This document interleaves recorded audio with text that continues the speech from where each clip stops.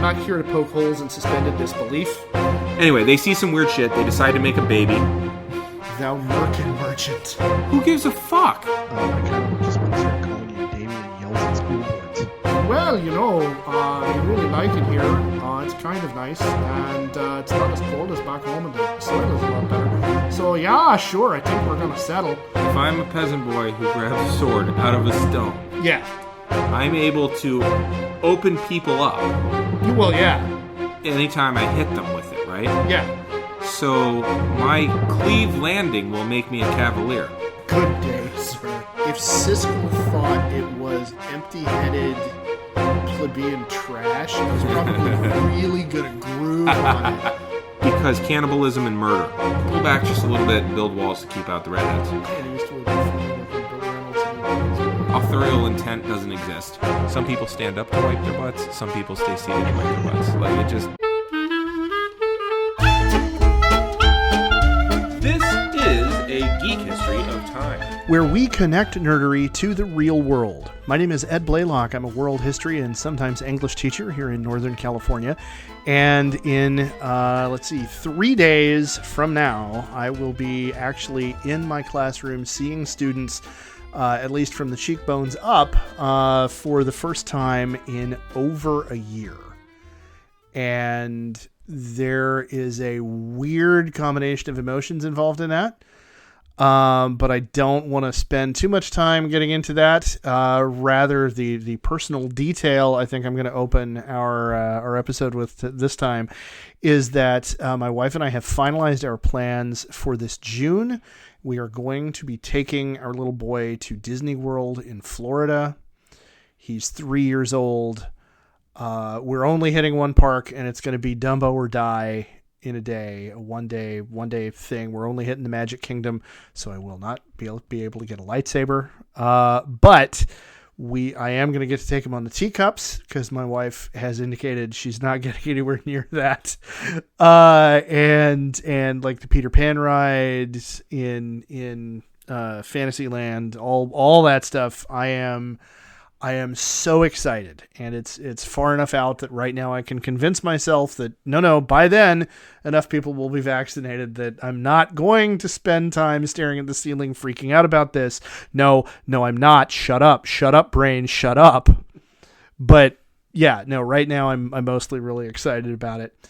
How about you? I'm Damian Harmony. I'm not making any plans just yet because I've remembered my history. I'm a Latin teacher up here in Northern California, and I studied a good deal about the influenza I just epidemic. have hope. All right, Yeah, I'm clinging. Just let me hope. Hope is free. Okay. And unfortunately, that's what most districts seem to be spending on their classrooms.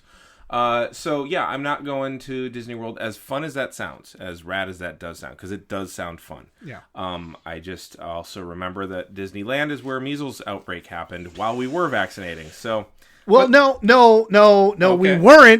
We weren't. Yes, Not enough of us were. That's the entire project. Interesting that. Yeah. Fucking damn it. Oh, you're gonna keep me up late recording. I'm gonna keep you up late dreading. All right, fine. God damn it. So, but no, I'm sure it's gonna be fine. You'll beat the odds. Yeah, you always do. All All right. right. So anyway, thank you for that. Sure. All right. I'm here for that.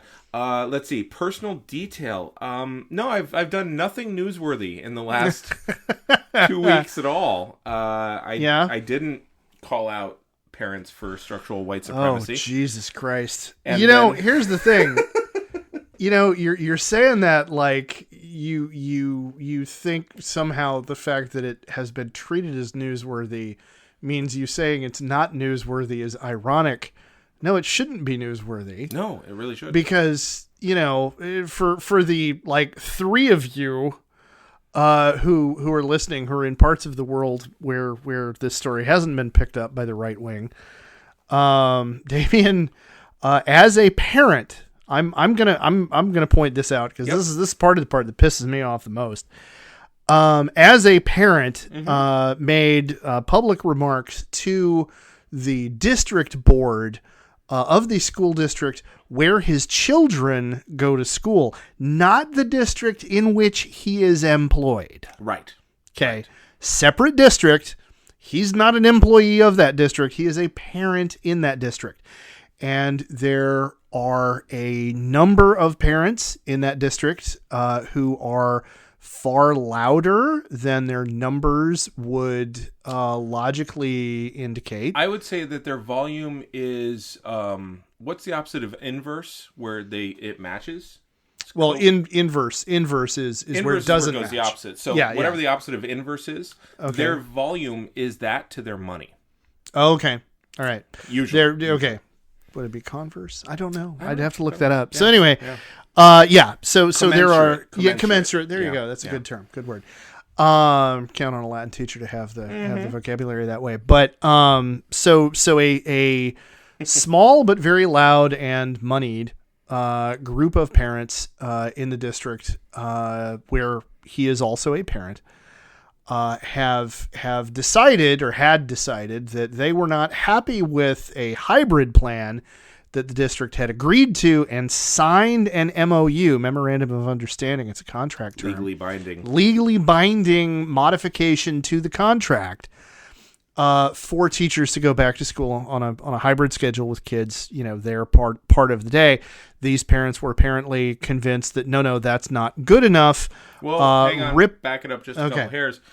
Per my dalliance into pointing out structural white supremacy, what I found was, in fact, that it's not just these parents, but it's parents in just about every district that's doing this. The minute the doors open, the shout goes out for full instruction, full everything, squeeze them all in together, call it safety and call it good. And this shout is coming from a group called Reopen California, and that self-same group is tied in many ways to other privatization groups, and found a whole lot out on Twitter. Privatization was not an angle I was aware of previously. And they're aiming at wedging constituents against the only at-large executives in a state who can also appoint judges, so that you can get those people recalled and replaced with people who are either less progressive or less of a Democrat. And then you've got the judges, you've got the executives, you've already got the legislatures, because very often those are gerrymandered like crazy since 2010. And now you have full control over curriculum, books, etc. So now, this is me drawing a lot of lines that are very easy to draw because of evidence. But that is what we do here. So yes, that led to the hue and cry. That came against me. Which, long story short, most of the media outlets have had to print corrections, have had to do retractions, have had to change their copy, because as it turns out, I show up with receipts. As always. Yeah.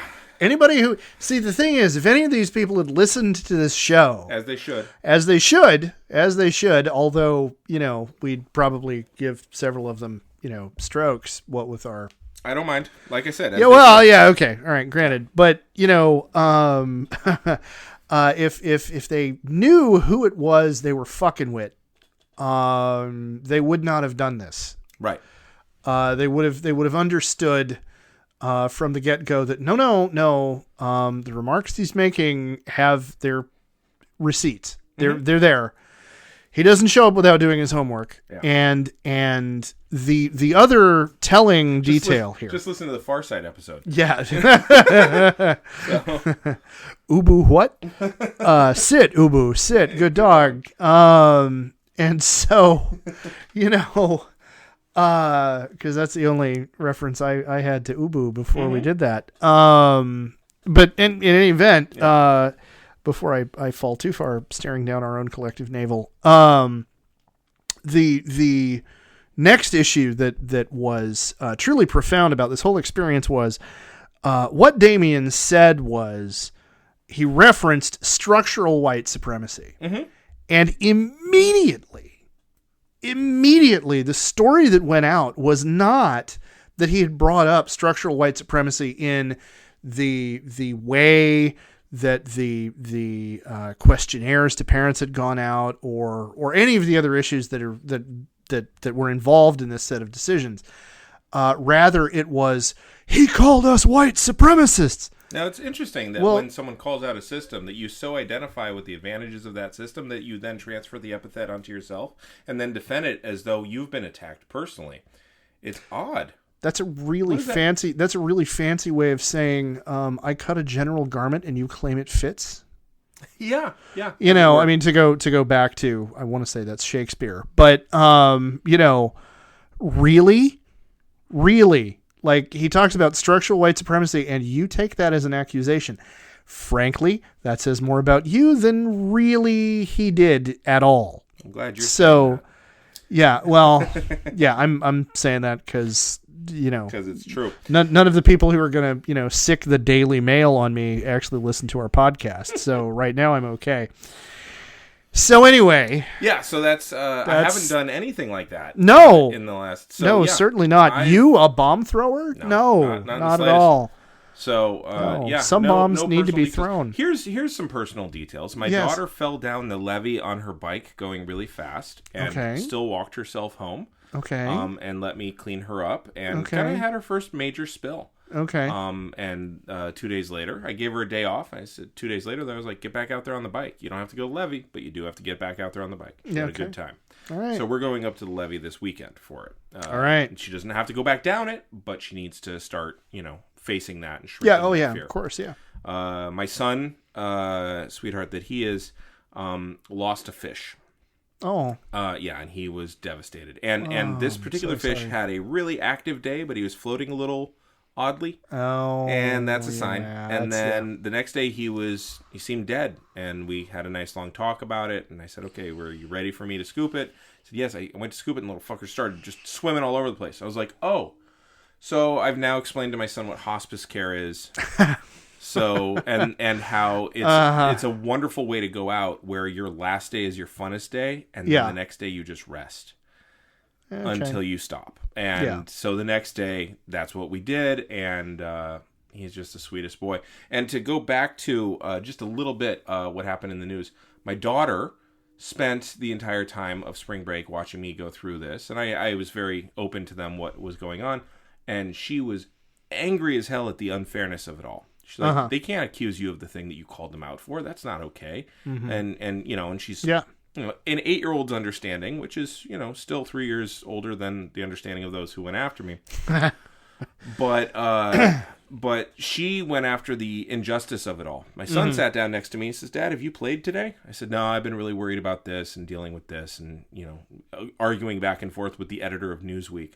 And he says, well, you should play too. I said, you're right. And he says, hey, they win by making you think you're alone, and you're not alone. Now, that's a Star Wars quote, but that is absolutely the right Star Wars quote. It 110% is, and... In my daughter, you have justice, and in my son, you have compassion. In your daughter, you have Leia, and in your son, you have Luke. Yep. Ooh, well done. Yeah. Well done. Yeah. Yeah. So that's what's been going on. Now, nice. We didn't tell people to fast forward by 8 minutes, but by this point, you know to. Yeah. So last time, speaking of how things begin, last time we were talking about shows and how they should have ended. Yes. And correct. You were going to hit us with another show that you rather enjoyed. Yes. So last time I started off by possibly inciting some controversy by saying that Supernatural went on for way too damn long. Mm-hmm. Now my next show is kind of the opposite. It didn't go on as long as any of us would have liked. And have you seen... Oh, I know this show, The Days. No. Okay. No. That was a really good family drama for 4 episodes. Oh yeah. Yeah, and it was literally only for 4 episodes. Oh, that I was sucks. booked. And then done. like I was like, oh, okay, and that's it. Didn't make it.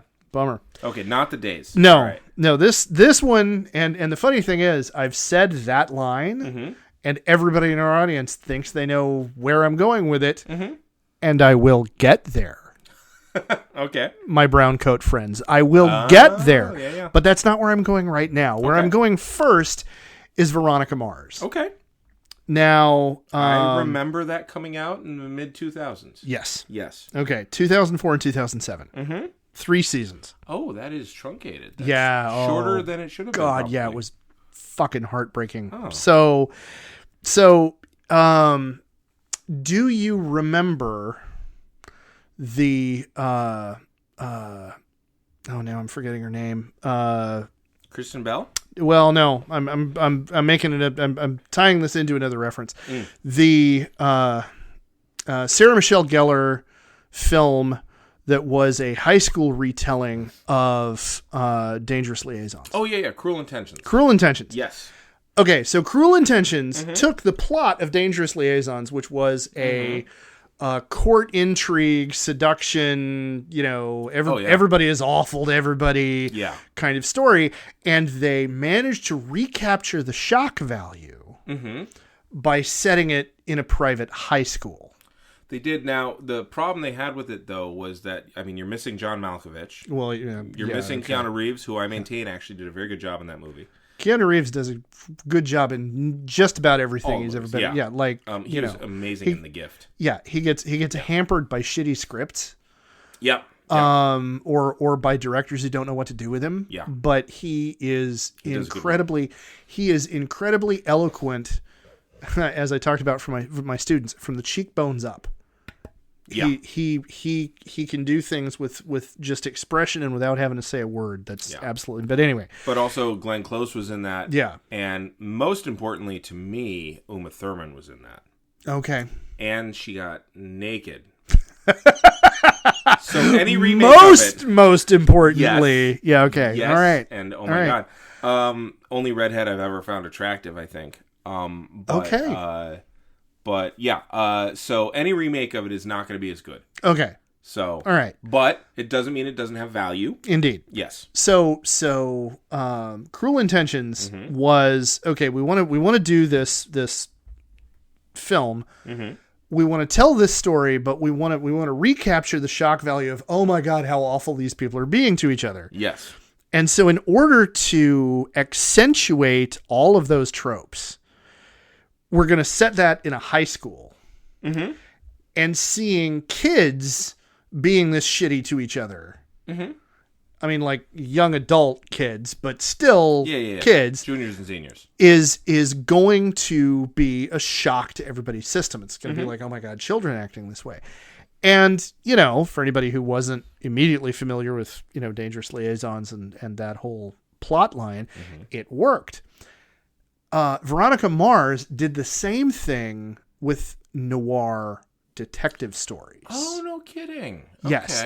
Okay. Like all of the noir beats are there. All of the tropes are present. It is an absolutely goddamn pitch perfect noir drama. Okay. Set in a Tony High School. Sure. In if you look closely enough at a great many of the sets, it was filmed in San Diego, so it already has a spot in my heart just for that reason. Sure. But in the fictional town of Neptune, California, which on the map of fictitious California is somewhere between like the northern end of L.A. and Santa Barbara. Okay. Like on the coast. Her name's Veronica Mars. Yes. Which is in Neptune, California. Oh, yeah. There are all kinds of jokes there like that. Okay, cool. Oh, yeah. And so Kristen Bell did an amazing job. She carried the whole show. Portraying... Right? She if she had not been as awesome as she was, it probably wouldn't have gotten off the ground because her character was so critically important. Right. I am not going to sell anybody else on the cast short. Okay. Her dad, he was the sheriff, right? But then to basically recap kind of the backstory before episode 1, Veronica's best friend was murdered. And there's a bunch of suspects. At the time her best friend was murdered, her father, Kristen's father, was sheriff. And he immediately zeroed in on the murdered girl's family, who were uber incredibly wealthy. Bill Gates. It's like a really what's his name founded Apple. Steve Jobs. Steve Jobs. Yeah. Kind of family. Wozniak. All the money. Yeah. Yeah, only Wozniak's not entirely as evil. But anyway, all the money in the world, all of the protection in the world, security director for the corporation who is clearly a fixer.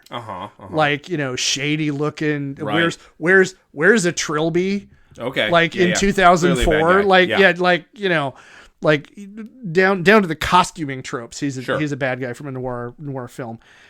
And so he went after him, and it turns out it wasn't anybody in the family that did it. Okay. An employee or a former employee of Daddy Kane's, he wound up taking the fall. And anyway, noir tropes from there. Right. Okay. Right. So and this is like Enrico Colantoni played her father. Who's Enrico Colantoni? I'm trying to think what other shows you might have seen him in. Flashpoint. No. He was on Flashpoint for a number of years. Okay. He's done a bunch of character actor stuff. He's that guy. He's that guy. Yeah. Okay. And absolutely like amazing acting. So this is a dark carnival version of Encyclopedia Brown. Yeah. Okay. That's a good. Okay. Yeah. Actually. Encyclopedia Brown with, bricks of heroin and, privileged students making runs to Tijuana to, because their parents are actually not as wealthy as they look. And so these guys are driving down to Ensenada in Daddy's BMW to use that as a mule vehicle to bring drugs across the border. Like you do. Those kinds of stories. And so this lasted for 3 seasons, 2004 and 2007. Season 3 ended on a pseudo cliffhanger about whether her dad was going to get reelected, was going to hold on to his job as sheriff again, because he wound up getting the job as sheriff. Because the old sheriff the sheriff during the rest of the show run turned out to be like incredibly corrupt and I think got murdered, but I'm trying to remember now. Okay. And so Keith Mars wound up becoming sheriff again. And then at the end of season 3, to protect Veronica, he destroyed evidence. Oh. And there was, and it was, and the chickens were coming home to roost, and it was clear, that somebody else was running for sheriff who was like up to his neck in corruption, total sleazebag, but looked like could win. I mean, yeah. So, and then, yeah. And so, so that's the cliffhanger it ends on. Yeah. And so the show, well, it kind of does and it kind of doesn't. I'll get to it in a minute. Okay. The show was a brilliant, witty take on noir detective tropes. Okay. Instead of a femme fatale, we had bad boy Logan Eccles. Oh, what a great name. Oh, yeah. And played by an amazing actor. Instead of a beleaguered police chief, we had a tired, put-upon vice principal who'd be immediately familiar to anybody who's taught in the public school system. There was also an incompetent, bullying, and corrupt sheriff, but Vice Principal Clemens more often fulfills the police chief trope in Veronica's adventures, at least in seasons 1 and 2. The third season, she went away to college. Okay, And, but the cast were universally amazing. Jason Doring, the actor who played Logan Eccles, and Kristen Bell put on a masterclass in romantic tension a la noir. Okay. I mean, just absolutely amazing. Brilliant TV all over. And a 4th season, there was a movie, which was kind of a compartmentalized plot. Okay, yeah. And then in 2019, a 4th season consisted of 8 episodes. Oh. Where Veronica came back to Neptune. She'd been away. There was reference to her working for the FBI. Time had moved forward. So she's now, this many years older. Logan shows up. Logan, as it turns out, I could go into a very long story of exactly what happened to Logan during the original series. Long story short, his spoiler alert, skip ahead a minute if you haven't seen the series. Okay. His dad was actually the one who committed the murder that kicked the entire thing off. Oh, okay. Yeah. And so he finds that out. His mother commits suicide. He goes through just a shitball of a life for a couple of years. We find out that he got himself cleaned up, joined the military, became an intelligence officer and a mid-grade badass. There are a couple of scenes where he's acting as a bodyguard for a Senate candidate. Okay. And winds up just wrecking like half a dozen guys. Okay. And he went from, in the original series, being, he's a surfer dude, so he's kind of semi-athletic. Sure. To like in the fourth season, you look at him and like, how do I get your shoulders? Like, what do I do? Like, what is the workout you're doing? Because holy crap. Okay. So anyway, and so the fourth season brought a sense of closure to what had happened in the first three seasons, right up until the last 5 minutes of episode 8. Oh, see, I hate when they do this. I talked about this with Luke Cage. Yeah, precisely. Where, right, like, the last bit, like, it's basically like the best pumpkin pie. Yeah, the exact right amount of ratio between like whipped cream, crust, and the pie filling. Yeah, and you had just the right sized bite as the last bite. Yeah, and then someone shits in your mouth while you're still chewing on it. Like. Yes. Yeah.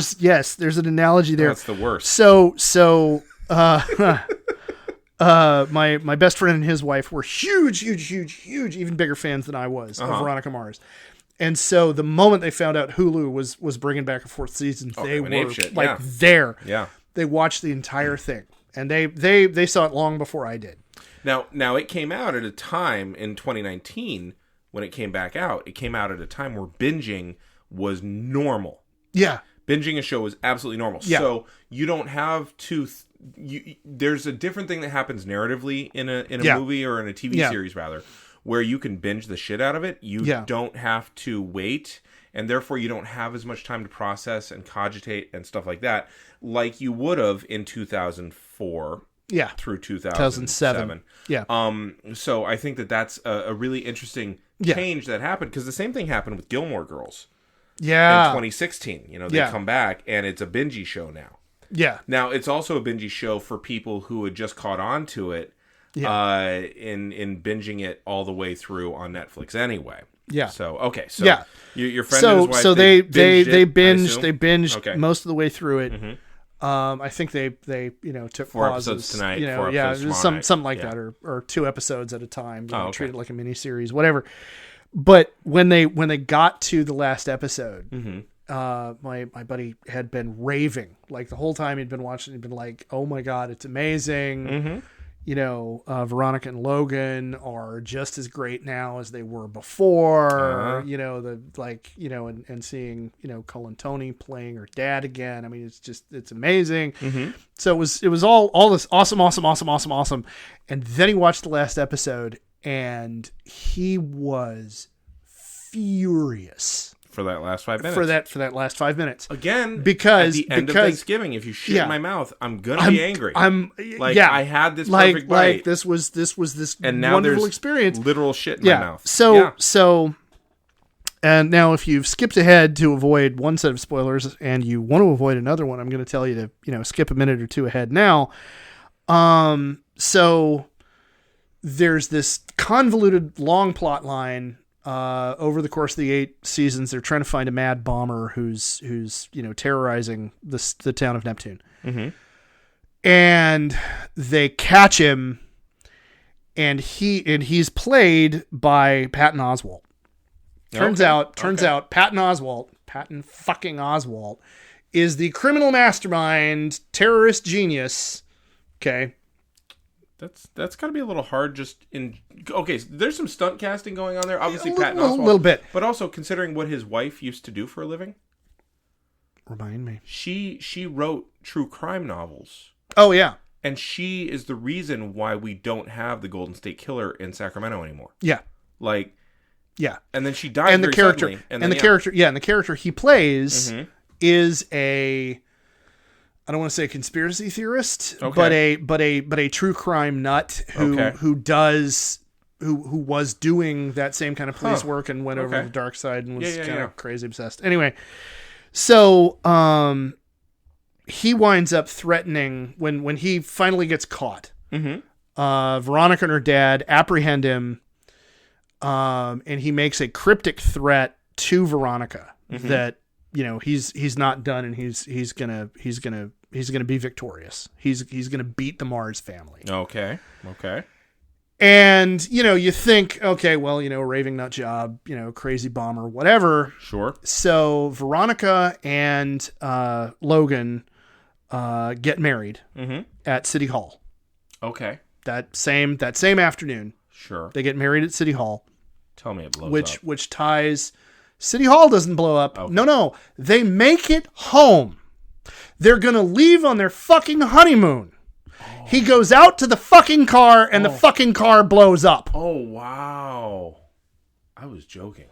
No. Okay. No. Wow. Spoilers over. Motherfucker, folks. no. Wow. Rob Thomas, the showrunner, director, leader, is let's see, where did I put this? Rob Thomas is a horrible, sadistic shitbag who hates his fans.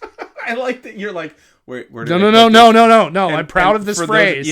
No. Say it again. No, Rob Thomas is a horrible, sadistic shitbag who hates his fans. Now, to the audience that, you know, is at home not watching because it's not a video thing, he literally pulled out a Post-it note from his pocket, unfolded it, and the thing was he'd forgotten what pocket he had it in. Yeah. So... I just love that you're walking around with that phrase, and it looks really well worn. Like, yes, I say this on a regular basis. Yes, since watching the last fucking 5 minutes of season 4.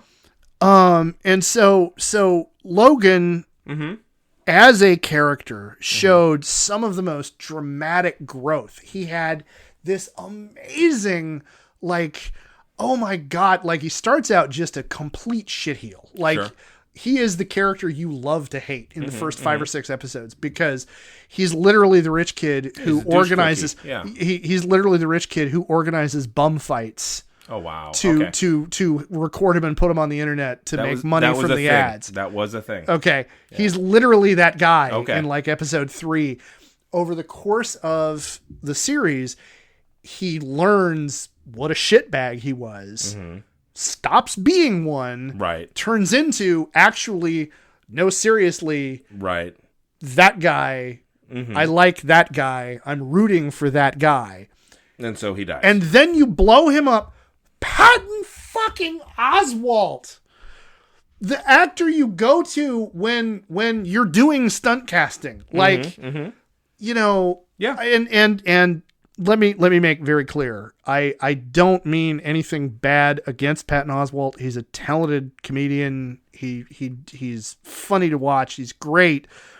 But like, I felt like having him be the bad guy that then pulls this bullshit off was just that much more like, oh yeah, you like the show, huh?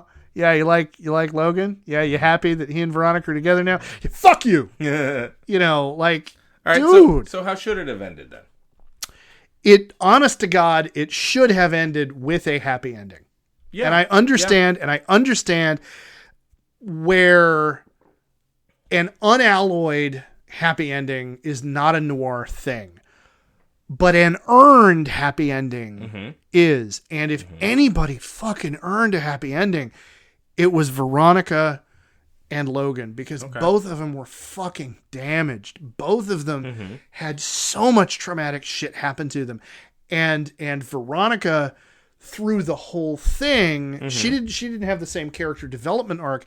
She simply remained true to who she was through the entire thing. She remained the, no, look, if this winds up blowing up in my face and like totally bites me in the ass, I don't care. Right. As long as the right thing gets done. I'm going to be the person who does the fucking right thing. I like that it's a feminized version of the noir trope too, because he's normally a drunkard, homophobic guy who really doesn't learn anything. And then the next day he wakes up hungover and everything starts again. So I like that she is a much more, I don't know, like, moral. Yeah. You know, and she doesn't just have her own personal moral code of I've been wronged and now I'm going to get my justice. But like, there's a morality to her. So I get, I could see.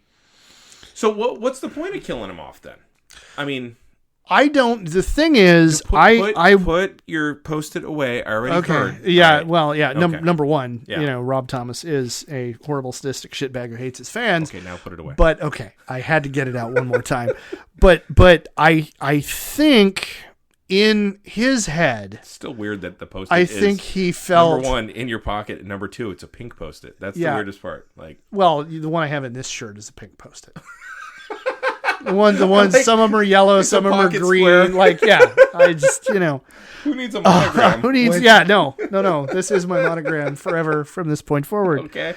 But I think, okay. On a more serious sort of note, I think the writers, Rob Thomas in particular, were convinced that, well, if we tie it all up with a happy ending, number one, the show has never been one about happy endings. The show was never one where anybody got away without, metaphorically or even literally, losing an eye or something. Like, you get to move on with your life, but you're going to be marked forever. And I think giving the two of them an earned happy ending, the explanation Rob Thomas gave in interviews was, well, we can't do that because it's noir and that's like a cop-out. This isn't a fairy tale. To which my retort, again, is they fucking earned it. Right. Like, they are damaged people. Like, they, And, noir is very much, it goes against type in terms of its culture that it's in. Yeah. Right? So it's, I can't stand noir. Okay. But it's why I never liked Blade Runner. But I fell asleep during it twice. So I can understand having a visceral reaction to it, but falling asleep is a new one on me. Yeah, well, noir is just dull. But okay, so the thing is, I did like the Maltese Falcon. Okay. But and then I'm like, okay, well, I'm done. I get it. Yeah. But noir is acting against type, so I wonder if the fact that in 2019 we really needed hope. Yeah. And so, Yeah. So number one, there's that. Number two, there is then a kind of coda scene where you then see Veronica packing all of her stuff up and her dog, getting in her car and leaving Neptune again. Mm-hmm.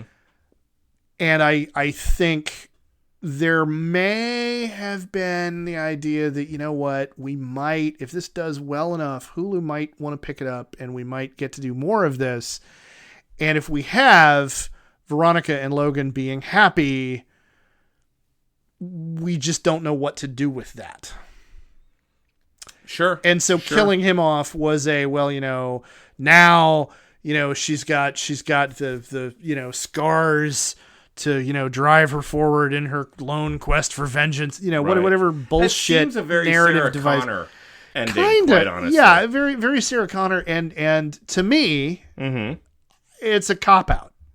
Yeah. In the same way that Castle, another show I was a huge fan of for like its entire run, once Castle and Beckett got together, it was like the writers didn't know what the fuck to do. Like moonlighting. Will they, won't they? Will they, won't they? When you go with, okay, well, you know what? They will.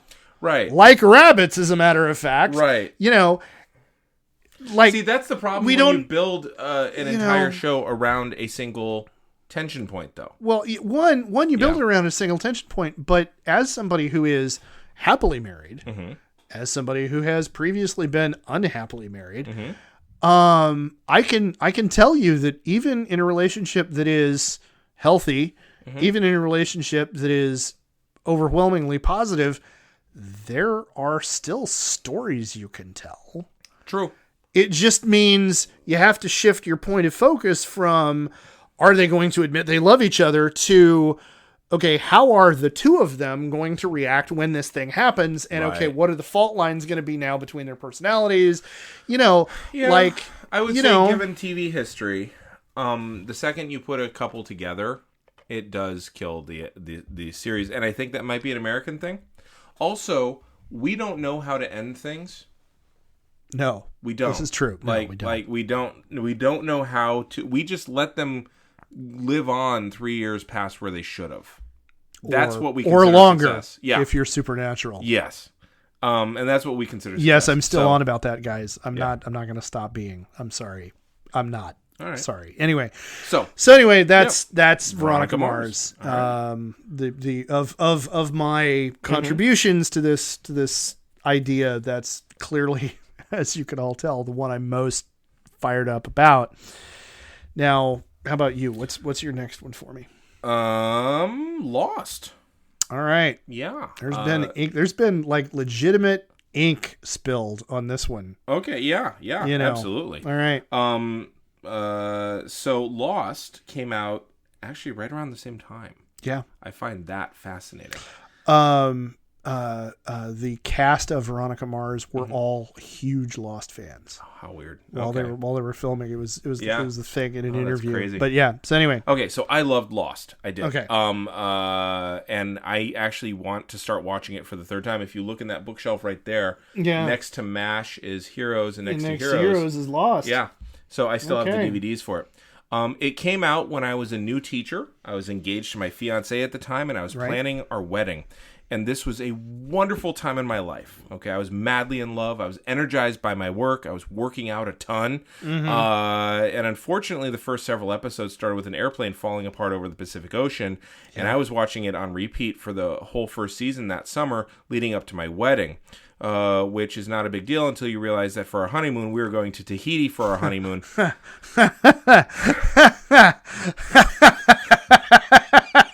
So yeah, but I was so compelled by such good TV. Yeah, but I was also scaring the shit out of myself every Wednesday night. The first season was because you kept going back. Like it wasn't just episode 1 and the airplane crashes and here are all the survivors. It was episode 2. Now we see what this character did exactly when engine number 2 fragoed. Exactly. Yeah. So but it was such good TV that I still felt compelled to watch it. And it was so good that, I mean, it's honestly still some of the best TV I'd ever seen. The second season was pretty damn good, too. And then the studios refused to pay their writers the royalties for the DVD market, and that led to a writer's strike that meant that the third, fourth, and fifth seasons were marred by the fact of this studio greed.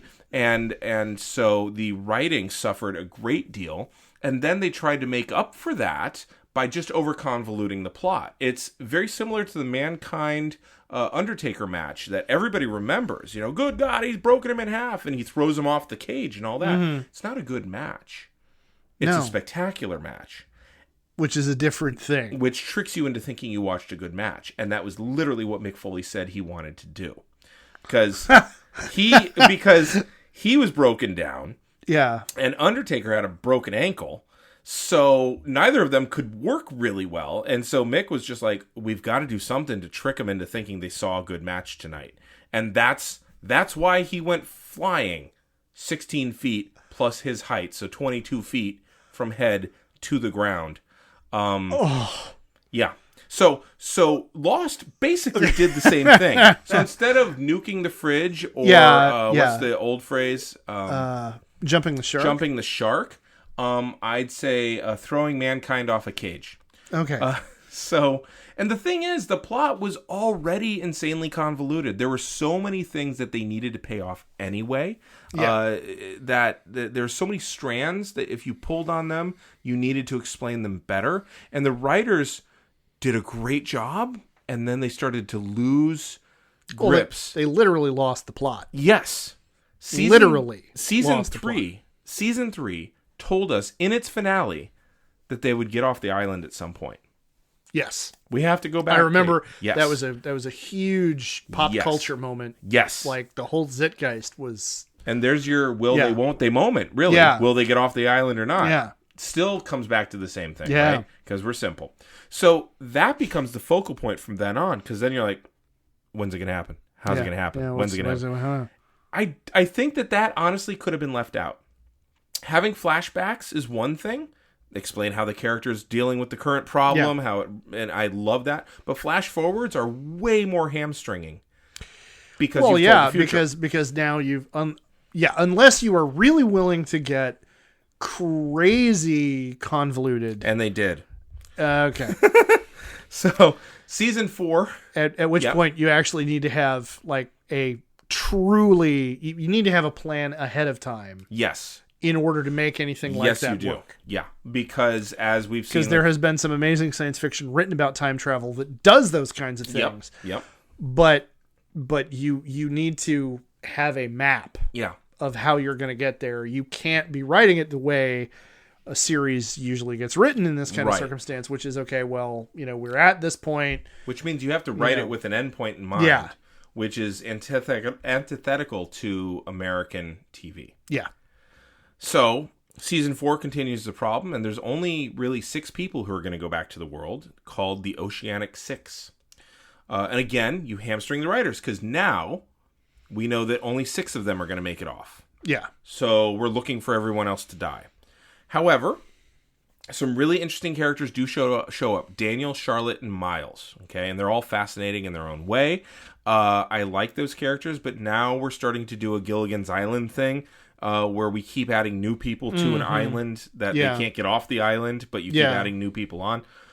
And the problem is that they keep overcomplicating and over-swerving. We've talked about this in wrestling before. And it felt a little bit like Survivor, which is fair because guess what was out around the same time? There were shifting alliances and double crosses all over the place too, and to the point where every character is gray, and when your characters start with a moral center, unless you see a slow decay, but instead you just saw this like weird revolving door, like they got caught on a merry-go-round, and then they jumped off. Soap opera. Yes. Oh my God, she's been possessed. Yeah. She's the devil now. Now, the first season... There'll be a few people who will know exactly what I'm talking about with that, right? But anyway. First season was tidy. It was clever. It was very well wrought. It was excellently placed. And ultimately, it was very simple. And it was brilliant surrealism. Yes. Yeah. By the time we get to season 4, it's like the damn painting inside of the pearl. Season 5 had a complete split in timelines, which that's just lazy. And so now the island is in the 1970s, and it's cool, but by this point, the driving interesting parties of the show are pretty much just twisted and convoluted parts to the point of it being an exercise and not anything particularly compelling unless you're a completionist, which I am. And this is where they really sealed the deal as to where I think they should have and could have gone. So in season 4, Benjamin Linus, a phenomenally interesting character, turns a subterranean wheel and gets transported to North Africa. The same basic place that Charlotte, the redhead, she finds a polar bear skeleton with a Dharma Initiative logo on it in season 5. And this should have been the focus for the whole thing. Okay? And here's why. Because I had a globe. The island is somewhere in the South Pacific, and they even tell you they're about 1,000 miles off course, Fiji, blah, blah, blah, so you can get an idea for it. If you took a globe, you take a needle, and you run it straight through from Carthage on the one end, straight through the other end, so that it's the diameter, you end up in the South Pacific. Okay. This should have been central to the plot. You clearly found a wormhole that dumps you out in Tunisia. This connection and the wheel that moved the island and transported people to Tunisia, that should have been central. Don't have everyone die and end up in a weird purgatory. And don't have everyone time travel. And frankly, don't have, there shouldn't have been such this convoluted storyline. And especially for the others, they're talking about the others. It didn't need to be that way. The Dharma Initiative should have still been a part of the island's past, and all of these sets and such, cool. But don't pay off the mysteries. Make these people, it's kind of like the difference in D&D. Is it character-driven or is it plot-driven? Mm-hmm. Is it plot-driven to the location or plot-driven through your characters? Make this the location that these interesting characters landed on and take them further. Okay, so don't pay off the mysteries. Center it instead on the fact that teleportation happens. You could then connect it to the numbers. Remember? 4, 8, 12, 13, or 14, 16, 23, 32. Connect it to the numbers. Have that be the combination somehow for the wheel. and keep it pseudo-scientific. You don't need Jacob or anything like that. Have it be electromagnetic. Use the black smoke monster and have that be the backdrop to the island's inhabitants. They're still flashing back. They're still very damaged people trying to find their way in the world. They're lost, if you will. And season 5 can end with them finding the goddamn wheel for real. And season 6 can be about their effort to get home. And they end up in Tunisia.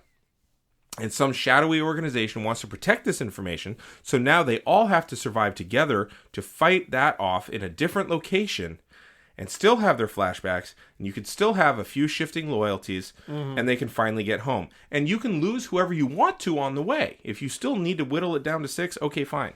And here's the thing. I actually really liked the ending of Lost. I'm like the only one. Emotionally, I loved it. Okay. I didn't like the lack of thinking that went into it, though. And so they gave me what I wanted emotionally. People, to be back together, tearful reunions, tearful goodbyes, acceptance, but they didn't give it to me after a very satisfying journey. Okay. They didn't earn it, per what you said. Yes. The final season about trying to get home, having used up some fantastic tech that made them all targets of the Dharma Initiative or some similar group. The heirs to the Dharma Initiative. Yes. Even imprison them from each other again and have them fight to get back together. Use Jack's term, live together, die alone. As a rallying cry, as to when they need to save the others who are as good as dead. Do all that and you don't have to flash forward. You don't have to flash sideways. And you don't have to corrupt Michael. Okay. So that's, I think they missed, literally missed the boat, but they missed a huge opportunity there by not just centering it on that wheel again. Because, and metaphors can expound from this. The whole plot was spinning out of control. Yeah, well, center of a wheel. The Dharma wheel. And wheel. The wheel of life. All this shit. Getting to the core, to the navel of who you are. All these things, right? And even like, it teleported the island. I'm cool with that, right? And then, so they're in Tunisia trying to find, and then they find a wheel again, and they teleport, but this time, it's a different spot, because it's not like Tunisia only has one diameter spot, right? Yeah. Or they get to another place, and so much that they could have done that they didn't do, and instead they went with, some fairly lazy, let's just keep spinning it, and hope that we can stay ahead of the audience. Spinning it? Yep. Like a wheel. As you were. Yeah.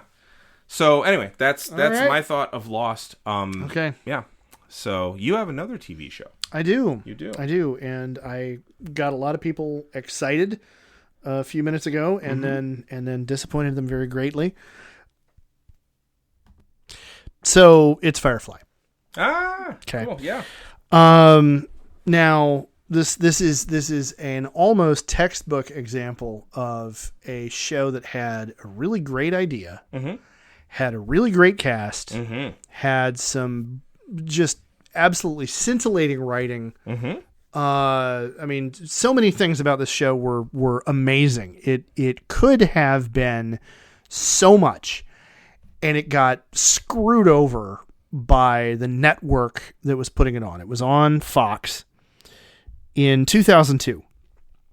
And the thing is, TV executives are, generally speaking, as we've mentioned before, they are lowest common denominator type thinkers. Right. They're trying to get as many of the quadrants as they can. Yeah. Instead of just focusing on a group. Yeah. Cool. Yeah. Or at least in the early 2000s. Now, with streaming services and as we've also talked about, the fragmentation of the viewing population and everything, they it is about niche. It is starting to it is more and more about niche. But in 2002, it was no, we want to get as many eyeballs on the screen as we can, and so they were risk averse. Yep. And Firefly was an idea that doesn't immediately sell. It was clearly a really hard pitch, to begin with. Right. And because it's a space Western. Right. And to a TV executive, they're like, whoa, hold up. Western, I get. Sci-fi show, I get. Sci-fi Western, you're kind of blowing my mind here. What exactly do you fucking mean? Right. And like it is its own aesthetic. Mm-hmm. It like just the very idea of no, I'm going to tell science fiction-y stories using the tropes of the Western genre because they all fucking apply.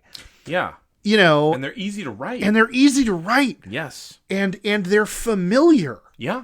We all, like, in the United States, that is a big part of our common, like, cultural mythos. Yeah. And so there's as much as I will take every opportunity I can nowadays to rag on Joss Whedon, I think for meaningful reasons. I have to give him credit for his creativity. I have to give him credit for his ability as a writer. He's just kind of a crappy human being. Yes. But you know, so this was this amazing, groundbreaking kind of idea.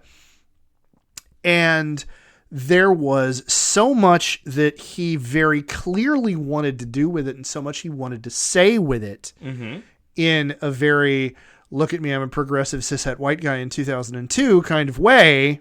Which for 2002, maybe he was. Hey, you know, well, I'm saying in 2002 that's what it looked like, you know. And so, you know, we had, no kidding, honest to God, meaningfully strong female characters who were not consistently caught in the damsel in distress position. Right. Wash frequently wound up being the damsel in distress. Simon Tam wound up being the damsel in distress. Far more often than his sister River did. Yep. You know, and you know, the other female characters all were able to hold their own. Yes. And of course we've talked about this show on our podcast previously. Episodes and 55 and 56. There you go. I think so. So half a series ago now.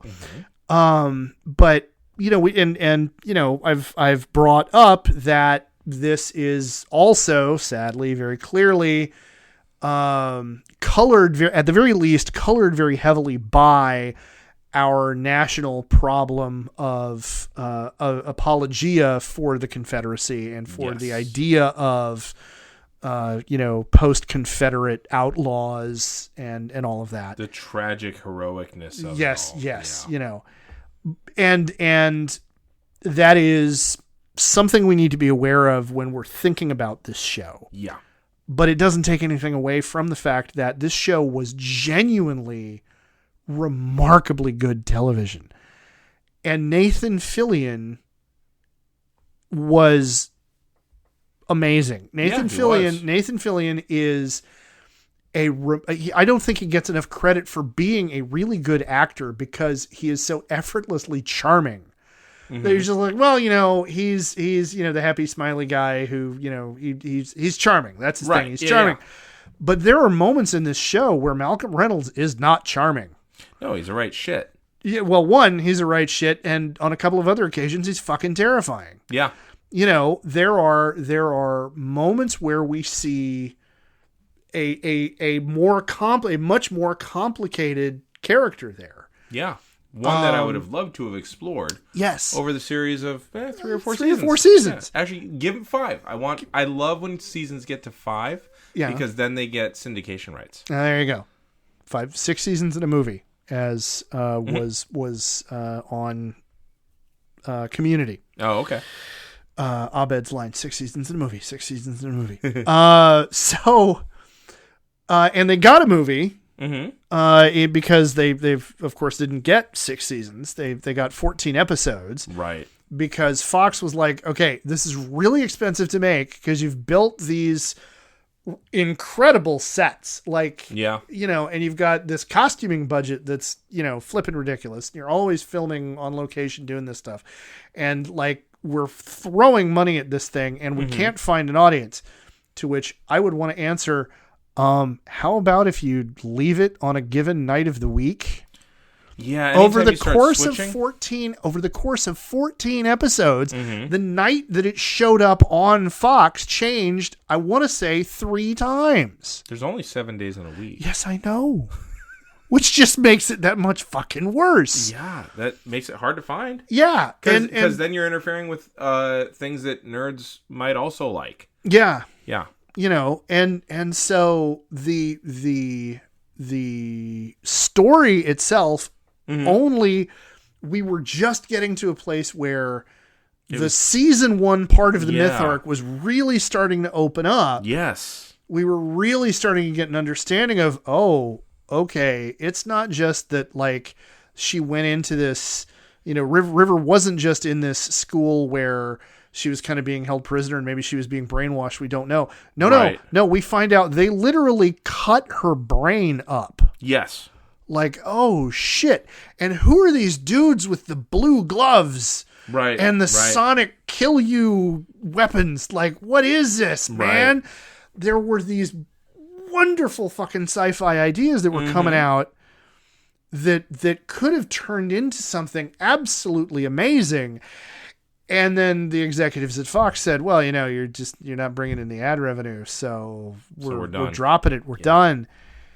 And the people who had found the show, a dear friend of mine, Dory, who I know also listens to us because she's given me tips about how I deliver in front of the mic, was a rabid fan. She was there at the beginning browncoat. And I became a fan of the show later after it was out on DVD. But I felt cheated when I got to the end of the last disc in the set and was like, and? Yeah, I was that because I watched it streaming. Like, okay. And so I got to episode 14. I was like, all right, and what do you mean there's no season 2? Yeah, what the shit is this? How the... Yeah. Yeah. And there's just so much potential there. Yeah. And so all I can say, because I really would have loved to have seen where the show went, where all of these ideas got developed, and whether the mythos that, like, in the movie, right, in Serenity, the film, the mythos that got developed about what it was that was done to River and apparently to other kids who didn't make it through the process, right, and where the Reavers came from, and all of that. See, like that was a whole lot to take in. Well, that was season 2 squeezed into 2 hours. Yeah, you know? there was an awful lot to take in an hour and a half, 2 hours. If we could have gotten all of that over the course of another 14 episodes, another 15 episodes, it would have been way better. It would have been so much better. Yep. You might not have had to kill off Wash or Shepherd Book. Yeah. Shepherd Book actually makes me mad. Like, you know, Wash, what? Killing them off is fine over 14 over the course of a season. Yeah. Maybe. Yeah. But, you know, the number of characters we lost in frankly, a traumatic bloodletting. Yeah. Like ritualized murder of characters that we had grown to really care about and love. Oh, you know what? Joss Whedon and Rob Thomas probably get together for drinks. Fair. Like, it just occurred to me, like, yeah. Oh, hey, let's go have a beer and talk about which of our characters we're going to kill to, you know, tell our fans to fuck off. Anyway, so, you know, I would have, I can't really say how I wanted to see it end, but I would have loved to see it get to a point where it could have had a real ending. I was going to say, you'd love to have seen it end. Yeah. Like, it didn't end. Yeah. And therein lies the problem. Yeah. Like, it clearly was written with, we've got more in the tank to go. Yeah. As a concept, and it didn't, you know, it didn't get to do it. And so. I would have loved to see them figure out a way to bring back Jubal early in another episode. Objects character. In Space, the bounty hunter who shows up on the ship, and people don't have an appreciation for objects in space. That's right. That performance was amazing. Yeah. You know, and I mean, there were so many bits about it that were just like, you know, Yosef Bridge. Mm-hmm. Like, just so many characters. It's like one of Joss Whedon's gifts is he comes up with these amazing characters. That's true. Yeah, and this just all got just dropped. Yeah. So all right, that's my last one in the tank for that. Okay. Well, before we get to talking about other stuff, which I don't want to give away yet. But anyway, what's your next one? I think honestly, my next one is let's go to the movies. Let's go to our beloved Star Wars. All right. And I say let's go in chrono and publication order for once. Okay. At once. So I'm gonna say. Wow. I know this is the only time that's gonna happen. I'm gonna say let's go with Episode 3. Revenge of the Sith. Okay. Should have ended differently. Oh. Now the thing is, it's gonna end with him turning into Vader. Yes. No problem there. Oh yeah. I'm even okay with him screaming no. You need to earn it. A little on the nose. You need to earn it. Okay. All right. Yes. Again, earned. Yes. Yeah. All right. So here's my idea. Okay. And it's not mine. I found it somewhere else. Okay. And loved it. But this is your headcanon. Yeah. Okay. It's a buddy cop movie. Okay. Obi-Wan and Anakin are buddy cops. Because they kind of already are. The dynamic is similar. Obi-Wan and Padme both think that Anakin is dead. They send Anakin off on a thing. Obi-Wan's with Padme. Obi-Wan tells her, I think Anakin's dead. I know you're dear friends with him. And she confesses that she's actually pregnant with Anakin's child. But she's still not yet showing. So this is before the 5-month mark that we run into. Okay.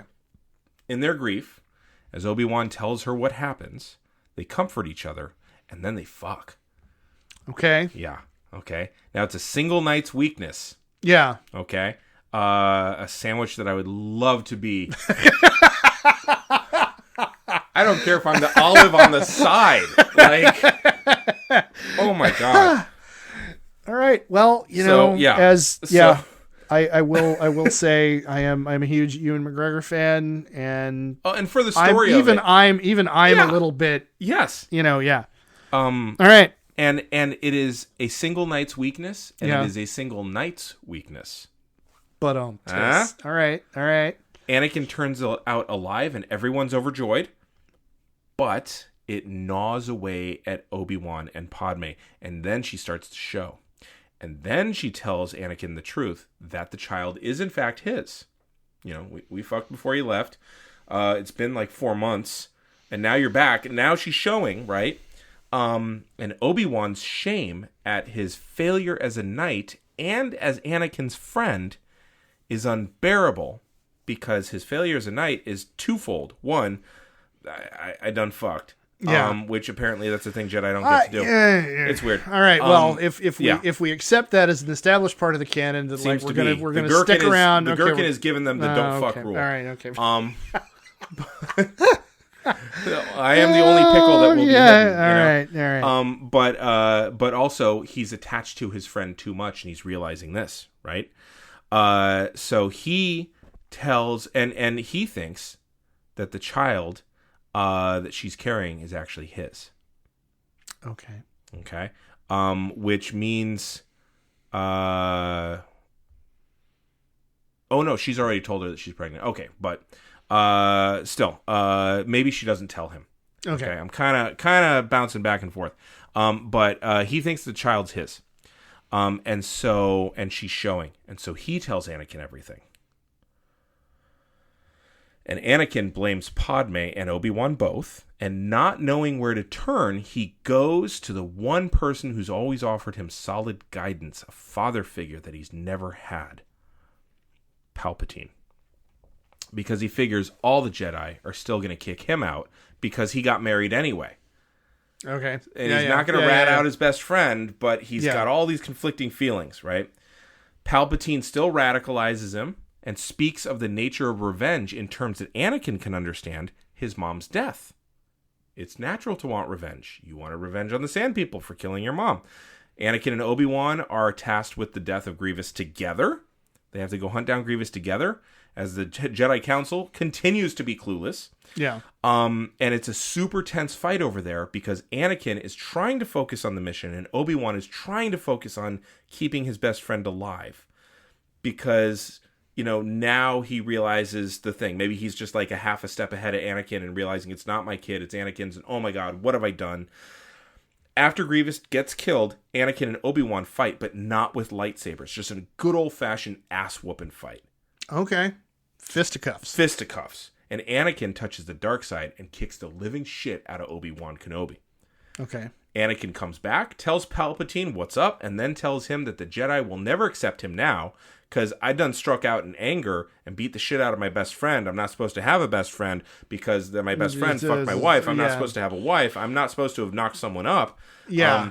And now Padme's never going to accept him because he's become the monster that she petted his head when it was a village of people. But now it's a guy that she fucked, and he's not sure what kind of feelings that she has. Okay. And so Palpatine says, well, you're right, the Jedi will never accept you, and Padme won't accept you, and he's just validating all this shit, and he's glad that Anakin trusts him, and at this point, his plot has been laid bare by the Jedi Council, because blind squirrel, meet acorn. Yeah. Palpatine plays weak, Anakin defends him, and the two of them whoop ass. Palpatine convinces Anakin that the time is of the essence, and they must strike now, or the Jedi will destroy both of them. And having nobody but Papa Palpatine, Anakin goes and slaughters more with all the clones. Order 66 still happens. Obi-Wan comes back, having gotten the shit kicked out of him. He's got to convalesce somewhere. Maybe some, Polis Massa, some, yeah. So now he knows there's some healers who, as long as you don't lose the will to live, you're fine. And so Obi-Wan comes back. You still have the same basic ending of the movie. Adds so much to the "you were my brother, Anakin," if he also says, "and I'm sorry." Because now he has made... they still go through that big fight. Yeah.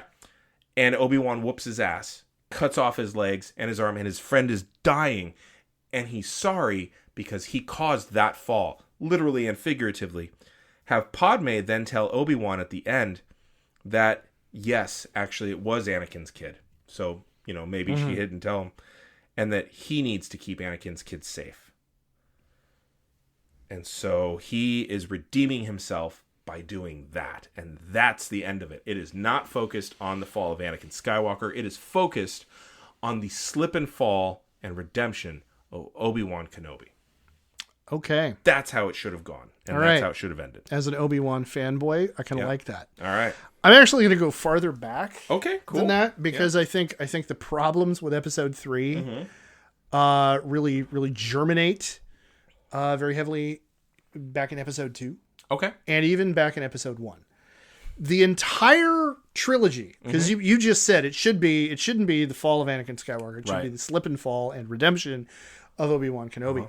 The first film, like if you look at who are the characters in Episode 1. Oh, and by the way, imperfect redemption. Cause, Yeah. Okay. Just want to make sure. Yeah, okay. yeah. So the real characters in the first film? Real characters in the first film. Remember that, of course, Lucas started this whole thing by, reading The Hero with a Thousand Faces. Right. Right. And so the archetypes that we have in the first movie are the old wizard. Or, I'm sorry, the Episode 1. Yes.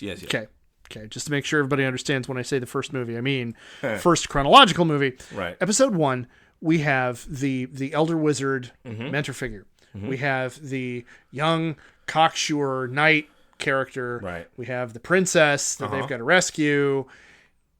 And we got this kid who kind of gets dragged along out of nowhere. Now, you could certainly argue...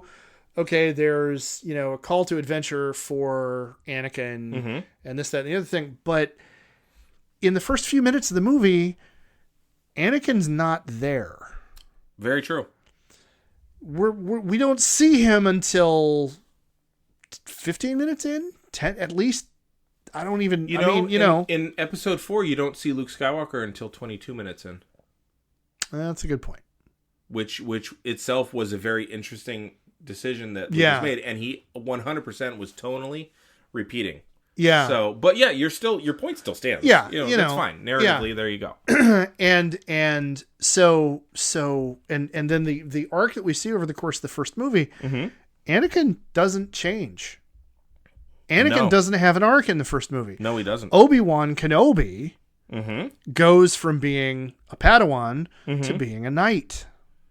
Yep, that's true. He has this. He has the hero's journey. He has a hero's journey. You're right. He legitimately has a hero's journey. He loses his mentor, has all this, has the call to adventure, has to, have the realization that, the princess isn't really the princess, that's her body double. I mean, all of the kinds of events that, wind up happening there happen to him.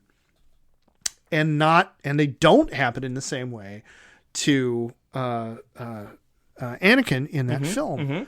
So the first movie, the focus should be on Obi-Wan's hero's journey becoming a knight. Making that transition. Then the second movie, instead of giving us a 10-year time skip, 12-year, however long it was, time skip, pick up that next movie 1 year later, 2 years later. Okay. Cast a younger Anakin. Okay. And actually watch Anakin going through his training before he becomes a Padawan, before he gets assigned to Obi-Wan Kenobi as a student, and him watching Obi-Wan having his career as a knight. And now we start focusing on Anakin looking up to Obi-Wan as the big brother he never had. Ooh, I like Establish that relationship. Okay, yeah. And then toward the middle of that film, Obi-Wan becomes, gets his master rank. Sure. Make it a thing that Obi-Wan is a master at a very young age. And he immediately comes back, and the very first thing he does is says, "You, Anakin, I got you, my brother. Yeah, come with me."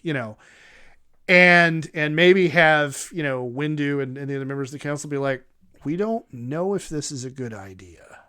Right, because you're putting one of the youngest masters with... We're putting a really young master with somebody who is a really old student, and we already know he ain't entirely stable. Right. And he's incredibly powerful. And on top of all of that, because we're still sticking with the no, Buddhism means no attachments, never mind everything about compassion and universal love and whatever. No attachment. The whole, you two are way tight. And we don't know if this is really, really, appropriate, but maybe actually have Yoda say, a bad idea is this, right. Get outvoted. Choosing him as your Padawan, you cannot do, right. Too much of your old master. Too much of your old master. Yeah. Whatever. And then, have the rest of the council be like, no, this is crazy enough. It might just work because, desperate times, desperate measures. And it is, we need the youngest master we've seen in 50 years teamed up with the most powerful Padawan we've seen, because your job is to figure out what's going on with this whole Camino thing. And then Clone Army and the Separatists are, blowing up. And then between episode 2 and episode 3, then have the time skip. Okay. Yeah. And instead of a buddy cop movie, make it a war movie. Like legitimately a war film in the way that all of the starfighter scenes are taken out of, the Flying Tigers, and World War II, fighter jock movies. Make it, no kidding, this is the Thin Red Line, in the Star Wars universe. And show the way the two of them have the whole thing with, he keeps going back to Palpatine. Right. Because he is morally conflicted about the things that he's seeing that he's having to order being done, because it's a clone army. Right. Which means they're living beings, which means they're connected to the Force. He's the most powerful, most sensitive Force user there is. Oh, so he's feeling all their deaths. So yeah. And the expectation of the Republic, right, is that they're wet droids. Is that they're yeah. and he and the rift between him and Obi-Wan comes from Obi-Wan being the good soldier, sure, institutional guy, honor, defend the Republic. We got to do what we got to do.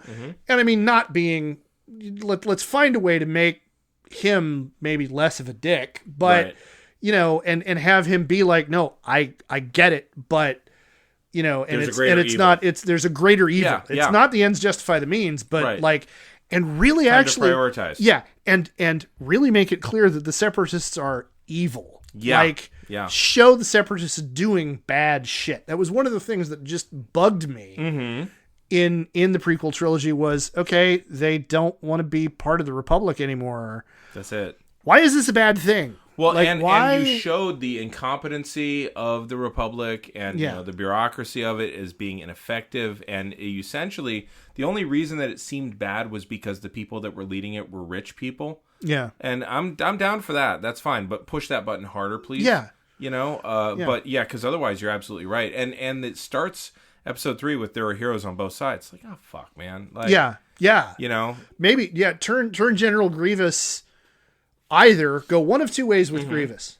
One of two ways with Grievous is either no, he's a demon, right? Like not just semi-droid monster alien guy, but he's a proto Darth Vader. He's a proto Darth Vader. He's a proto Darth Vader, and we see him ordering the massacre of innocent civilians. Just have him slaughter a Jedi, or have him torture a Jedi, or easy. Something. I mean, we had Vader torturing his own daughter. Yeah. We didn't know it at the time, but then she tortures her boyfriend later. Yeah. So there you go. But okay, cool. I like it. So, and then, so he's morally conflicted. Yeah. Anakin is deeply morally conflicted because every Jedi is having to have this crisis of conscience. Maybe show the Jedi Order kind of fracturing. Yes. Show high-ranking members of the Jedi Council being like, okay, hold up. I get greater evil, but there's got to be a different way that we can approach this. Instead of, treating living beings like droids, disposable. They're not disposable. We can't treat them like they're disposable. Right. And, but look at the evil that's being done. It's right. Show a moment of that debate within the Jedi Council. Yeah. That would be great. Maybe bring up the point of, okay, wait, are we an independent organization or are we an arm of the Republic's military? Yeah. Like what, have there be, have the Jedi Council, actually, this is even better. And this just occurred to me. Have the Jedi Council completely fail. And not on a moral level, but we can't reach consensus on anything. I'd love that. Because they're because not this monolithic group. Yeah, because it's a morally complex situation, and for the first time in 1,000 years or 800 years, because Yoda isn't quite that old, right? But for the first time in centuries, the council is not effective. Yeah, the council cannot reach a quorum. I think that'd be great because just have them not reach a quorum and decide, and have Avignon right there. Yeah, but or not even Avignon. Have it just be, this is something the council has. The council, individual masters on the council, are telling individual Jedi, stay on the light side, but you have to follow what your conscience tells you to do. Oh yeah. So it decodifies the Jedi Order. Yeah, that'd be great. And have Yoda as the rigid. I'm trying to hold it all together. Guy dogmatic. That he is. Being the one trying to hold everybody together and trying to and have him make a statement about if we let in circumstances like this, if we let individuals just follow their conscience without guidance, we are handing them to the dark side. Well, and he could even point out that's what happened to Dooku. Yeah. Right. Precisely. Yeah. Okay. And so have that going on. In the middle of all that turbulence, we will give you the rank of master, but we do not give you a seat on the council. Ugh. Yeah. Just leave that out entirely. Anakin it's, Anakin has a seat on the council. Sure. Anakin is incredibly powerful, and he has shown himself to be a capable leader, and he makes good tactical decisions. So he's on the council. Council falls apart. Right. And now he still goes to Palpatine. I like it. Yeah. And Palpatine says similar things to him that he did in episode 3 to begin with. Mm-hmm. Mm-hmm. And it doesn't wind up having to be a personal conflict between him and Obi-Wan. So you went the opposite direction. I'm going the opposite direction. I want it to be he gets turned into a neo-Nazi because he's listening to the wrong person. Sure.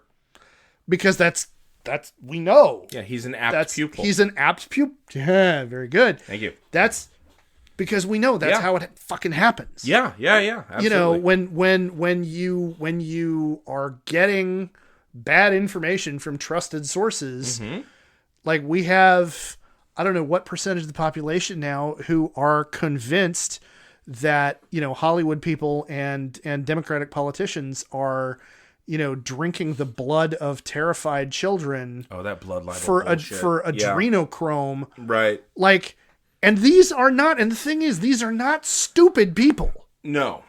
They're not, you know, they have been led down a cognitive path that has led them to what they themselves would have said, well, that's just lunacy. Right. However many years ago. Okay. And have Palpatine do the same thing with him. I like it. And then have the two of them still have that fight. Still have the final fight. Yes. Still have the anger on the part of Anakin because you made me a monster. Ooh, and you and the Order made me. Look at me. Right.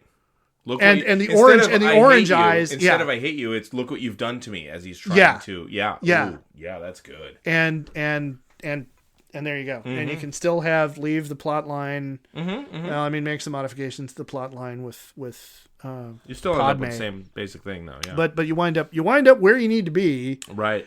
And it doesn't wind up making Obi-Wan or the Jedi Order look like such a massive pack of assholes. Yeah. So there you go. I like it. All right. So let's go from episode 3 to episode 9. Okay. All right. First off, I'm changing the goddamn title. Okay. Okay. All right. The title is now A Promise Fulfilled. Okay. Okay. Because Luke made a promise in episode 5. Okay. Yeah. I will come back, I promise. Okay. This is the fulfillment of that. So, step 1, no fucking Palpatine. No Palpatine. Step 2, kill Leia off screen and have it be in the opening crawl. Okay. Literally Carrie Fisher's dead. There's no reason to bring her back for that. You could have killed her off and it no. Now, make it so you don't have Palpatine, you don't have any of the trappings of the old, right? Cuz Luke died, Han's dead, and Leia's dead, which means the Tridge gone. The power trio. Right. Now it's much more about how all three of these three, the new power trio, are stronger together. And you keep the tension between all of them. Episode 8 was about each one accepting and learning what was at their core. Okay? I loved Finn because he says that's rebel scum. Because prior to that, he was just trying to find Rey. Yeah. And then he accepted, I'm taking a side. Not just I'm trying to escape, I'm taking a side. I love that. I'm literally goosebumped right now about it. Here's a quote. We are the spark that'll light the fire that'll burn the First Order down. That's Poe. Yeah. Right? He's accepting his role as a leader. Again, goosebumped. I felt something. It awakened, but now I need to know how to wield it. From Rey. She has to accept her power, right? And here's the real key to all this. Rose.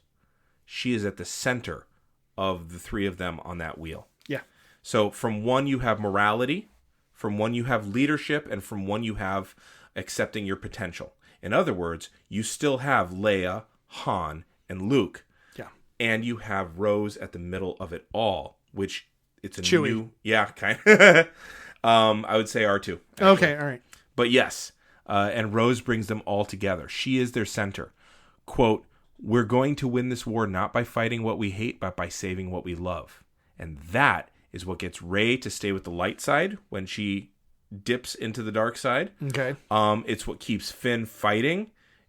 for the right thing instead of just trying to destroy shit now that he's a zealot for the rebels. And it keeps Poe realizing that he has to be an exemplar for others. He can't just go and do everything on his own. Okay. They all help each other, and they're clearly more than the sum of their parts. They synergize. So that becomes the Resistance. The First Order is absolutely led by Kylo Ren, and he is thoroughly irredeemable. He is so fully immersed in his fanboy for Vader activity that he's leading the Knights of Ren to conquer the galaxy. And that's the BBEG at the end, the Knights of Ren, and Ren personally fighting the heroes. And you can still have a similar Dunkirk moment, too, with something very dire anyway. So that's Leia's disappointment is redeemed. Her disappointment in her son is redeemed. Her disappointment in the fact that nobody answered the call is redeemed. And so that Poe's efforts to recruit have finally paid off, and they do become the spark. Rey kills Kylo, Poe ends up injured and in need of a prosthetic arm or some noticeable thing. He was already, like this. Finn and Rose come out unscathed. Chewie and Lando die heroically. Wedge comes back and joins the crew because shelf of... Yeah, Wedge. Yeah. Mary gets joined by Pippin, and it all ends... Wait. I mean, I'm down. Yeah. Don't get me wrong. Does he even go to this school? Yeah. But I had that feeling when I saw it. Yeah. And it all ends with the heroes arm in arm, looking over a setting sun or three, tired and satisfied and awaiting what's next. But it does have to end with the sunset. Okay. Yeah. All right. So that is the promise fulfilled. That's how you do it. Okay. Do you have an episode 9? I have very strong feelings. Nothing. Okay, because part of what I have to reveal at this point is it took me forever to actually finich watching Ep 9. I did not ever get to see it in the theater because toddler at home. Sure. And so I had to wait until Disney Plus and everything. Right. So I have not had enough time to formulate a whole whole plan like you've got. But I did have very strong reactions to things. I do think bringing Palpatine back was cheap. Yep. Like right off the bat, unless you were literally going to say, you know what, we're going to go into Legends like we've done with other stuff, and we're gonna go back into Legends, and we're gonna pull something out of the vault. Yeah, and that would have been fine. We're going to take some things, because they did. Yes, they took some things directly from Dark Empire. They did. They absolutely did. And it was like, okay, now we're gonna take some shit from Dark Empire. They had the Snoke cloning. Yeah. Vats. Oh my God. Yeah. That was cool. It was. Yeah. So okay, take some stuff completely out of take Dark Empire. Mm-hmm. We can't have Luke go to the dark side because he's dead, but the other ideas, the other themes involved in that storyline. Okay, if you need to have Palpatine involved, have Palpatine involved. Right. Don't make Rey his granddaughter. No. Spoiler alert. Don't make Rey a Palpatine. I actually had that ruined for me, like long before I got anywhere near even seeing the movie, because somebody in a restaurant couldn't keep her mouth shut 2 tables over because it was pre-COVID. You could actually go out and go to dinner. Well, okay, but was it 2 weeks after the movie had released? 8 days. Okay, that's she should have shut up. Yeah. No, okay. Pissed me off. Yeah. So, and like not even just like having a conversation about it at the table, but like talking loudly. Like, right. Really? I almost, there was that part of me that was like, some of us haven't had the chance to see it yet. But, right. So, don't have Kylo's statement in episode 8, you're nobody. Have that be true. I loved that. Because how much more potent a story is that? Especially with that little kid using the Force to grab the broom. Okay, so don't rely on this whole Sith bloodline. Right. Fucking no. Have Palpatine be, if you got to have Palpatine, have him be doing something else evil The massive super weapon fleet of Star Destroyers with planet destroying cannons in every one of them. Right. That look like a hyena's dick. Yeah. I mean, I understand narratively why you're going with that, but you don't need to do that. You've done that in 4 of the last movies, 9 films. You don't really need to do that now. Yeah. So let's not have planet destroying weapons. Let's just maybe, hey, here's an idea that Palpatine, not the New Order. No, the New Order are the command cadre. Right. But Palpatine has a brand new clone army. There you go. And he still has big secret fleet. Right. But if you're going to go Dark Empire, bring back the ginormous killer huge mega super Star Destroyers. Right. And and every one of them has a clone army aboard. Right. And it's not about destroying planets. It's about, I'll just subjugate everybody. Unless you can blow them all up while they're in the ships. Right. You still have the same battle. Yep. But you don't rely on, and another super weapon. No. Right. Yeah. That just felt lazy. I'm with you. And I disagree with you. Oh. Disagree with you pointedly. Because it's a recurring theme in the series. Okay. And it was a big part of Dark Empire. Mm-hmm. I don't want to see Kylo Ren be irredeemable. If you're going to have, again, okay. I'm totally okay with let's do Dark Empire or a variation on Dark Empire. Okay, yeah, Palpatine's here. Sure. Cool. If you've got him, you don't need Kylo Ren to be irredeemable. And as a matter of fact, I wanted to see more of Ben Kenobi. Or not Ben Kenobi, Ben Skywalker. Oh, yeah. I wanted to see more of Ben Skywalker. Yeah. I see what the point was in the way he went out. Mm-hmm. I get it. Mm-hmm. But I didn't like it. Right. It felt like a cop-out. It felt like, and he has to die heroic. No, he doesn't. His archetype doesn't have to be that he dies heroically right here. Right. You don't have to do that. And him and Rey being, I wanted to see more of this dyad in the Force thing. Oh God, I couldn't stand it. Well, see, but I get it. Yeah, no. Like, if you're gonna bring that up, do something with it. True. Or do more with it than what they did. And at the end, at the very, very end, number 1, Rey, Finn, Rose, and Poe are a polycule, and you cannot convince me otherwise. Polycule? Polyamorous relationship. Oh, okay, gotcha. They're a quadrate, not a triad, but okay, yeah. And a quadruple. Quadruple. Yeah. And we're done. The kind of, the hints between Poe and Finn about, yeah. Bros? Yeah. Yeah, bros, in that same way that Achilles and Patroclus were bros. Yes, right. Totally. Yeah. Totally, they're best buds. Yes. And Finn Finn was sitting at the center of 3 different romance arcs. No, lean into that. Yeah. No. Everybody wants to be the bread in a Finn sandwich. There you go. Yeah. And just do it.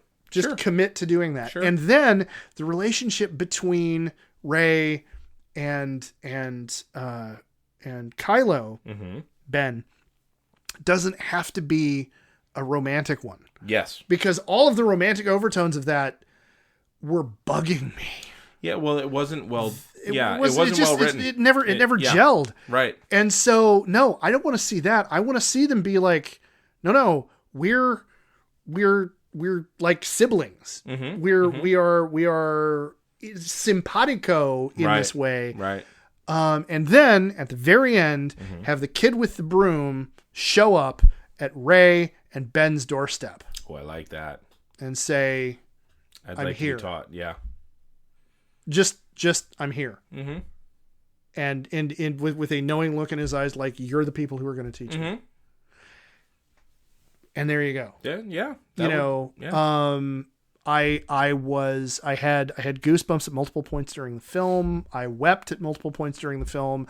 There were multiple points during the movie where I was like, really? Mm-hmm. The fuck? You're right.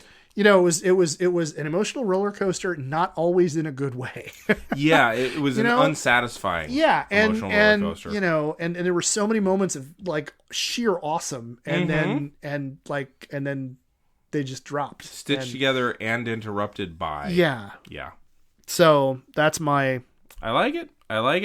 That's my take. Okay.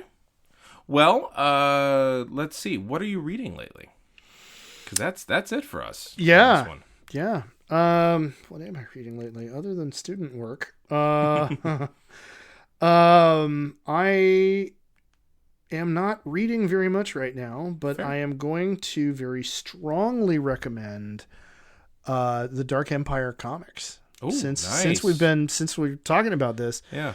The Dark Horse comics series, Dark Empire. Mm-hmm. When I initially read them in high school in 93, I really didn't like them.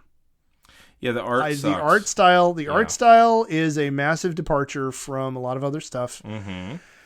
And it's sometimes kind of, the art is a bit difficult to follow. Yeah, it's too monochrome for me. Yeah, what I really didn't like narratively was as a senior in high school, the idea of Luke turning to the dark side. Spoilers.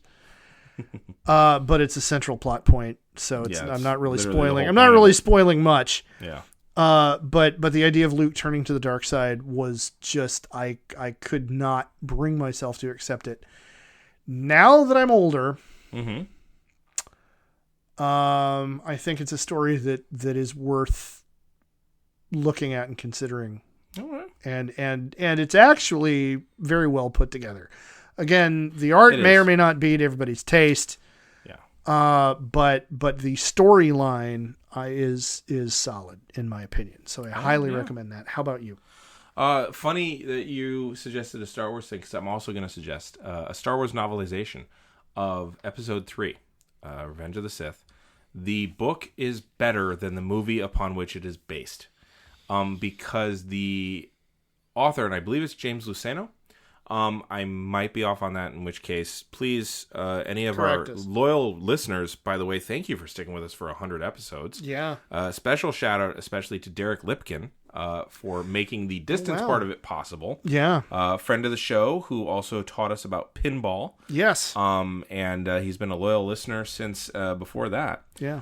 So special shout out there, Derek. But yeah, I believe it's James Luceno, and it's Episode 3, the novelization, because there's these wonderful little asides that get into, like the author just takes like these little chunks out and says, "This is what it's like to be Anakin Skywalker right now." Oh wow! And then he'll do the same thing about Obi-Wan, and it just like it really gets into the inner monologue of the characters, and I really dug that. So all right, cool. Where can people find you on the social medias? People can find me on the social medias at Blaylock on Twitter. I can be found on Instagram and on TikTok as Mr. Blaylock.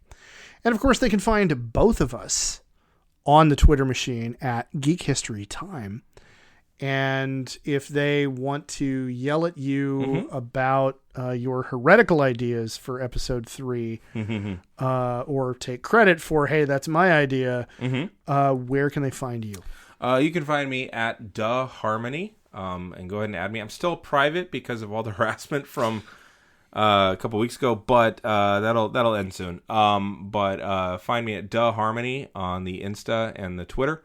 And you can also find me on this here website. Yep. Also, Excelsior Gaming is a YouTube podcast that we're putting out. Myself and Ian McDonald, which is talking about Marvel Strike Force, the video game. It's a lot of fun. Very cool. My son really liked it, which is always a good seal of approval. And you can also find me every Tuesday night on twitch.tv/Capital Puns.